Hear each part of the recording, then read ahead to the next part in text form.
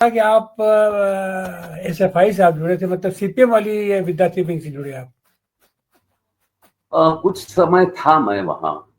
अच्छा। तो तो फिर फिर आप वहां से कब कैसे हटे, फिर अब संगठन ज्वाइन किया? ये जो बातें हैं, देखिए मेरे नाना जो थे वो पीजेंट्स एंड वर्कर्स पार्टी में थे, और मैं जो विचारधारा समझा हूं उसके लिए लेफ्ट मूवमेंट ये पूरा परिवार है।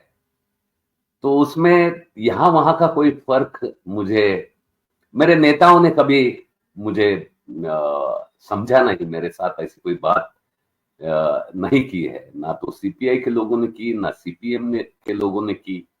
और जिन्होंने मुझे मार्क्सिज्म सिखाया उन्होंने ये जो माइन्यूट डिफरेंसेस है और उसमें अच्छे बुरे की समझ देने की कोशिश बड़े अच्छे ढंग से की है। और इंसान के जो गलतियां है वो गलतियां करने वाला इंसान है, कोई विचारधारा की वो गलती नहीं हो सकती, और वो गलतियां दुरुस्त की जा सकती है सामूहिक प्रयत्नों से। ये जिन्होंने मुझे इन क्रांतिकारी विचारधाराओं की शिक्षा दी उन्होंने मुझे ये सिखाया है। तो मैं कब कहा था ये बातों में ज्यादा इंटरेस्ट जी। नहीं है मुझे बताने के लिए। अच्छा सर, लेकिन अक्सर देखा जाता है कि खास करके CPM और CPI, तो एक तरीके से दो धाराएं जब बटी, जब पार्टी अलग हुई, तो उसमें आप तो ईस्टर्न फेडरेशन से आप जुड़े थे, तो आप पार्टी से आप कब जुड़े? सबसे पहली बात जो है, मैं जो भी काम किया हूँ इस मूवमेंट के अंदर, वहां पर काफी बड़े बड़े नेता थे जिन्होंने मुझे जिनके साथ मुझे काम करने का मौका मिला। महाराष्ट्र में कॉमरेड कुमार शिराळकर थे जो गुजर गए हैं, कॉमरेड गंगाधरप्पा बुरांडे थे, ये दोनों सीपीएम के नेता थे, उनके साथ मैं काम कर सका। कॉमरेड चंद्रगुप्त चौधरी थे जो मेरे लिए बहुत मार्गदर्शक रहे, और कॉमरेड अनंतराव नागापुरकर नांदेड़ से थे, उन्होंने भी मुझ पर मेरे साथ बहुत प्यार किया। विठलराव नाइक थे जिनके इलेक्शन में मैं बहुत काम कर चुका हूँ। तो ये सारा मेरे लिए एक परिवार है मेरा। मैं जो भी आंदोलन कर सका, डिलीवरी कर सका, उसके लिए ये मेरे लिए एक ही फैमिली है। उसमें भेदभाव ना कभी वो लोगों ने मेरे साथ किया, ना कभी मैं उसमें करना चाहूंगा।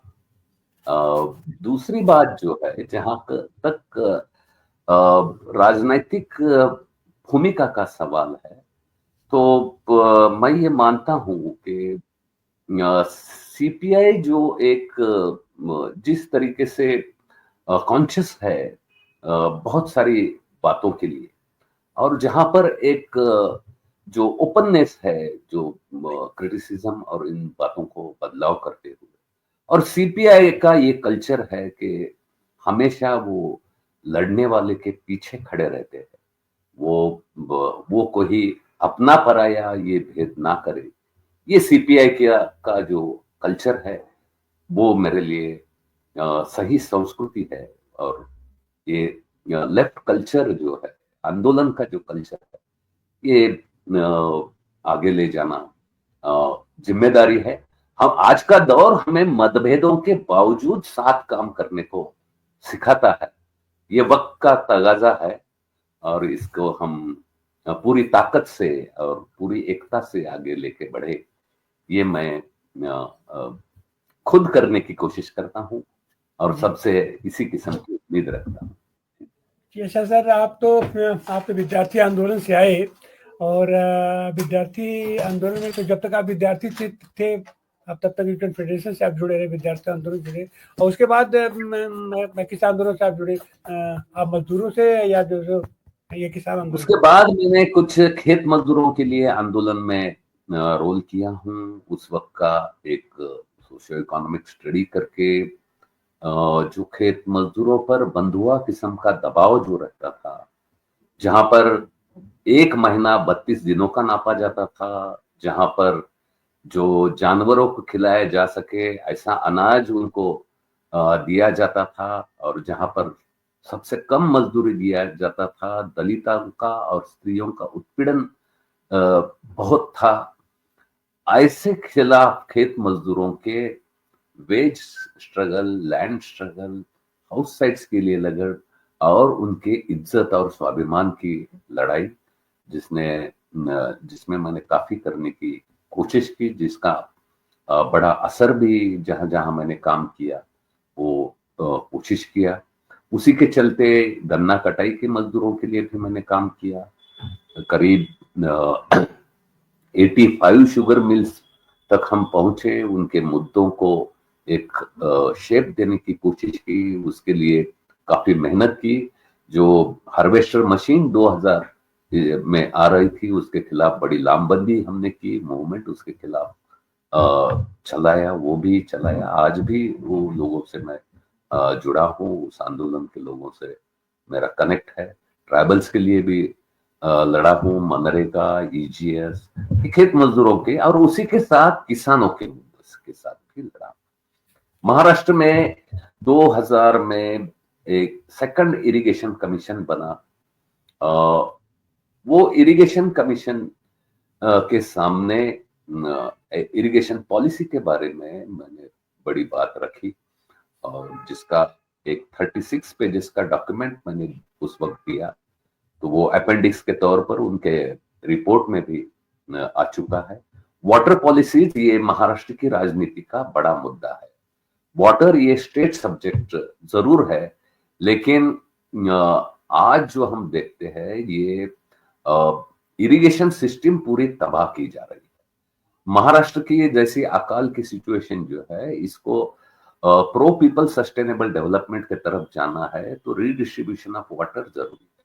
और ये मानता हूं कि जिस तरीके से लैंड डिस्ट्रीब्यूशन, रीडिस्ट्रीब्यूशन ये एक रिवोल्यूशनरी किसान आंदोलन का महत्वपूर्ण हिस्सा है, उसी तरीके से दूसरा नेचुरल रिसोर्स वाटर है।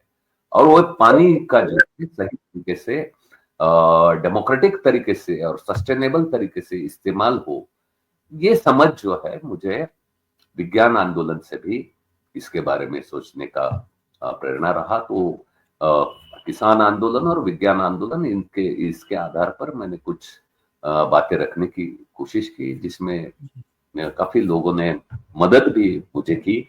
अकाल क्या है मुझे समझाने वाला एक बड़ा विद्वान दोस्त है मेरा, उसने मुझे स्टूडेंट एज में बताया कि 1451 से अकाल महाराष्ट्र में कैसे है, उसमें बदलाव क्या हुए हैं, और ये अकाल की तीव्रता क्यों बढ़ी है, कैपिटलिस्ट ग्रिड जो है, ग्रिड फॉर प्रॉफिट, ये कैसे तबाह कर। तो उसका स्टडी का भी बहुत शेयर मिला मुझे, तो मेरी समझ बनने के लिए अच्छा हुआ। अच्छा राजन जी ये सांगठनिक जिम्मेदारी में भी आप रहे, संगठनों में, मजदूर संगठनों, किसान उसके बाद मैं खेत मजदूर संगठनों का राज्य पदाधिकारी रहा, किसान सभा का मैं राज्य सचिव रहा। क्या पदाधिकारी रहे? मैं महाराष्ट्र किसान सभा का स्टेट सेक्रेटरी के तौर पे मैंने काम किया है। और किसान आंदोलन में मैं बताना चाहूंगा कि क्रॉप इंश्योरेंस का जो सबसे बड़ा खेल चला, उसके खिलाफ पूरे देश भर में सबसे पहली आवाज मैं उठा सका हूं। रिलायंस इंश्योरेंस कॉर्पोरेशन का पूरा पर्दाफाश करके इस स्कीम का पूरा खोखलापन पूरे देश भर में उजागर करने में हमारा रोल रहा। ये मैं फाइनेंस कैपिटल वर्सेस पीजेंट्री, ये आज का अहम मुद्दा है। आज हम जब देखते हैं national policy framework on agriculture marketing, ये क्या है, ये वही है। और दूसरा जो मॉडल एपीएमसी एक्ट जिसका जिक्र एनपीएफएम के डॉक्यूमेंट में किया है, वो मॉडल एपीएमसी एक्ट के खिलाफ भी मैं 2007 में काफी लड़ा हूं, उसमें हमला भी हुआ। उस वक्त जो हेडलोड वर्कर्स है उनका आंदोलन चला रहा था, और ये मॉडल एपीएमसी एक्ट किस तरीके का, उस वक्त चर्चा भी उसकी नहीं थी। क्योंकि ये सारा वर्ल्ड बैंक डिक्टेटेड पॉलिसीज किस तरीके से गैट एग्रीमेंट के ऊपर काफी हमने मेहनत की थी, उसके अलग अलग मुद्दे किसानों तक पहुंचाने की बात की थी। और महाराष्ट्र में शरद जोशी का बड़ा प्रभाव रहा, जो डंकेल प्रपोजल्स के फेवर में थे। तो हमको भी उनसे ज्यादा स्टडी करके उसके खिलाफ बात करना पड़ी। तो वो जो राय रखते थे उसके खिलाफ में ज्यादा स्टडी करना हमारी जिम्मेदारी बनती थी। तो उसके चलते जो है एक समझ हमारी जो है अच्छे तरीके से विकसित हुआ। बन सकी, और उनकी कंसेप्ट्स को काउंटर करने के लिए जमीनी मुद्दे और हकीकत जो है वो सामने रखने में हम काबिल हो सके, काबिल बन सके।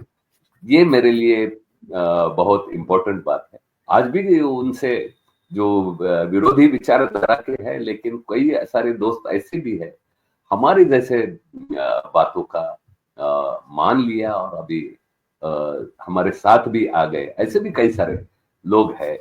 ये बात है dialogue, confrontation, dialogue in unity, ये रहा किसान अच्छा आंदोलन। काबिल, हम लोग नहीं, जो किसान आंदोलन पर अभी अभी हम आगे चर्चा करेंगे। उसके पहले हम जानना चाहेंगे कि राजनीतिक दल से भी आपका जुड़ा हुआ और कब हुआ? राजनीति मेरे मैं बताना थोड़ी सी पुरानी बात बताना चाहूंगा। मेरे नाना जो है, जो पीसेंट्स एंड वर्कर्स पार्टी में उस्मानाबाद डिस्ट्रिक्ट में नेता रहे। मुरुम नाम का कस्बा है। बड़े राम अंबर जिनका नाम था, वो 14 साल वहां पर शहर के अध्यक्ष रहे। तो हमारे नाना के घर, माँ के पिताजी के घर, ये लेफ्ट का माहौल रहा करता था। अभी भी उस गांव में किसान चौक ही नाम जाना जाता है, जो हमारा इलाका था उधर का। तो इसलिए ऐसी कोई रंजिश नहीं थी। और दूसरी बात जो है, मेरे पिताजी, दादा जो थे, वो एक टेनेंट थे। जो टेनेंट एक ब्राह्मण जमींदार के यहाँ कास्ट करते थे। जब जमीन पे हक जताने की बात की टेनेंसी एक्ट के तहत, तो उन पर काफी दबाव आया, उन पर मारने की कोशिश भी हुई। और उस वक्त उनको साथ देने वाले लोग थे जो तेलंगाना रिप्रेशन से शोलापुर में आके बसे हुए लोग थे, लाल झंडे के। वो लोगों ने उनकी मदद की। और इसलिए उन तेलुगु फैमिली से हमारे 3 पीढ़ियों से हमारे अच्छे संबंध है, फैमिली रिलेशंस है। और ये जब उसलिए दोड्डी कुमारैया की कथा जो है, मैं चौथी पांचवी इतना से जानता हूं। और तेलंगाना का भूमि आंदोलन और उसकी संघर्ष, इसकी कथाएं मेरे घर में नई नई नहीं थी।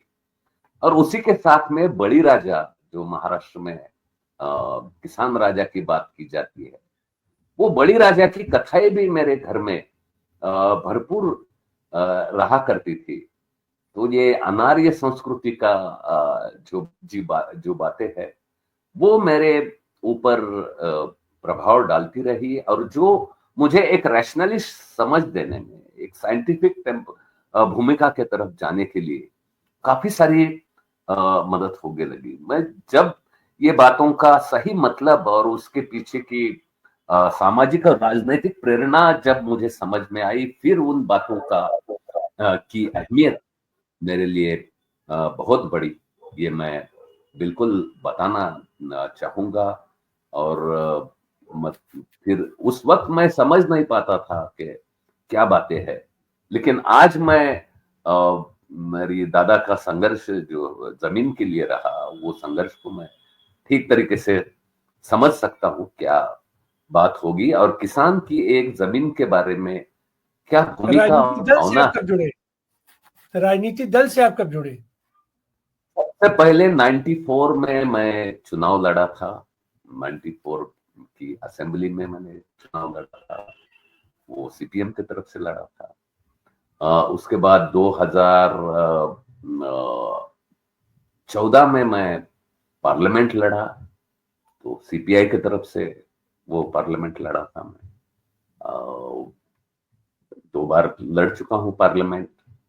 तो देखिए उसमें मैं भूमिका देखिए ले जाने की कोशिश की। एक बात ये बताइए, शुरुआत आपने किया एसएफआई से, उसके हम्म बाद आप विधानसभा लड़े सीपीएम से, तो सीपीएम से हम्म। सीपीआई में आप कब आए और क्यों आए? ये मैं बताना नहीं चाहता हूँ, ये कोई जरूरी बात चलिए नहीं है। चलिए जिस चलिए बात पर चलिए।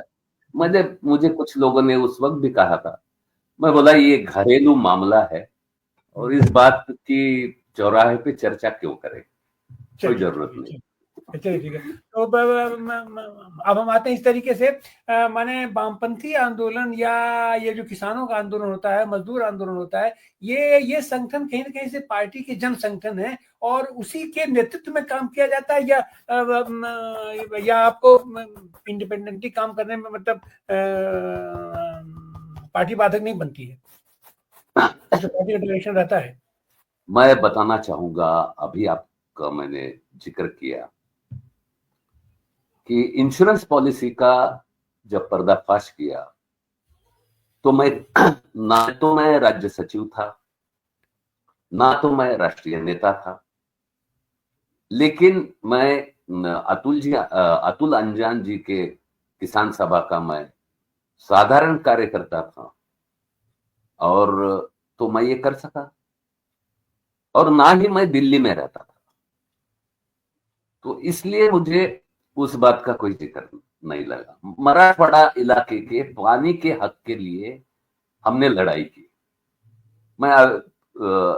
मैं ही वो व्यक्ति हूं जिन्होंने ये वाटर राइट्स को अ, बरकरार करने के लिए, मराठवाड़ा के पानी के अधिकार के लिए कानूनी लड़ाई भी लड़ी, और उसके पहले से भी मैं उस मुद्दे के इक्विटेबल वाटर डिस्ट्रीब्यूशन के लिए लड़ता रहा।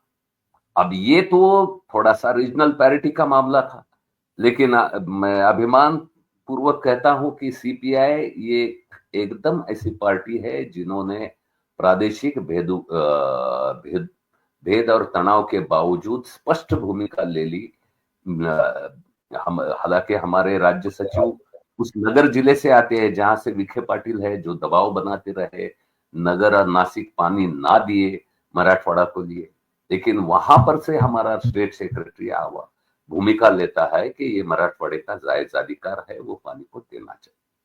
तो वो कोई ऐसी एंटेगोनिस्टिक भूमिका नहीं थी। ये मुद्दे के लिए भी पार्टी ने भी साथ दिया, किसान आंदोलन हम चला सके, और कई सारी ऐसे बातें हैं, जैसे हमारे डॉक्टर कांगो है जिन्होंने मराठवाड़ा विकास आंदोलन में एक बड़ा रोल जिन्होंने किया, जिसका असर आज भी वहां पर है। तो लेफ्ट की जो कार्य प्रणाली है, जो विचारधारा है, वो आपको एनरिच करती है, वो बाधा नहीं है। अगर कोई उसे बाधा मानता है तो वो गलत है, वो दुष्प्रचार है, मैं मानता हूं। मुझे कहीं पर भी इस बातों के लिए जो जो जमीनी मुद्दे है और जिसको पॉलिसी लेवल तक पहुंचाना है, मैंने मैं उठा सका हूं, जैसा ये पल्स वाला मामला, उसके खिलाफ भी मैंने आंदोलन किया। सेबी को रिकवरी ऑर्डर निकालना पड़ा, जो पीएसीएल है ना, जिसमें 6 करोड़ इन्वेस्टर्स डूबे हैं, 85,000 करोड़ रुपए का गबन किया है, जिसमें सुप्रीम कोर्ट ने दखल अंदाजी की। वो सुप्रीम कोर्ट की दखल अंदाजी आती कहां से है? जब हम पहले सेबी के सामने हमने आंदोलन किया तो सेबी को 60,000 करोड़ का पहला recovery order, historic recovery order जारी करना पड़ा। फिर वो रिकवरी ऑर्डर के खिलाफ पीएससीएल के लोग जो है ट्रिब्यून में गए, सुप्रीम कोर्ट में गए, और सुप्रीम कोर्ट ने उन्हें बड़ी फटकार लगा करके एक जुडिशियल कमीशन बना दिया, जिस कमीशन के तहत उनको पैसे वापस दिए जाए। हालांकि वो ये बहुत बड़ा मुद्दा था, वो मुद्दे में हम मोबिलाइज कर पाए लोगों को, तो ये रोल करने के लिए भी पार्टी कोई बाधा नहीं थी। बहुत से लोगों ने उसमें किया। फाइनेंस कैपिटल का जो रोल है वो उसके बारे में, किसानों के कर्जे के बारे में कई सारे आंदोलन हमने किए, कर्जा माफी से लेकर के आंदोलन किए। एक्सेस टू फाइनेंस, ये मेरा कहना है, ये डेमोक्रेटिक राइट होना चाहिए। मैंने जो दलित अधिकारों के ऊपर सम्मेलन हुए उसमें ये मुद्दा भी मैंने रखा है, ये particularly for schedule caste and schedule tribe access to finance, ये डेमोक्रेटिक राइट माना जाना चाहिए। उसके लिए से अलग कानून भी बनाया जा सकता है, बनाना चाहिए, क्योंकि हम देखते हैं कि रिजर्व बैंक के ऑर्डर के बावजूद भी जो है कई सारे बैंक्स दलित और आदिवासी लोगों को कर्जा देना नहीं चाहते हैं, रिजेक्ट कर देते हैं उनके प्रपोजल्स। उनको उतना कर्जे का शेयर आबादी के अंदर का उतना नहीं दिया जाता। तो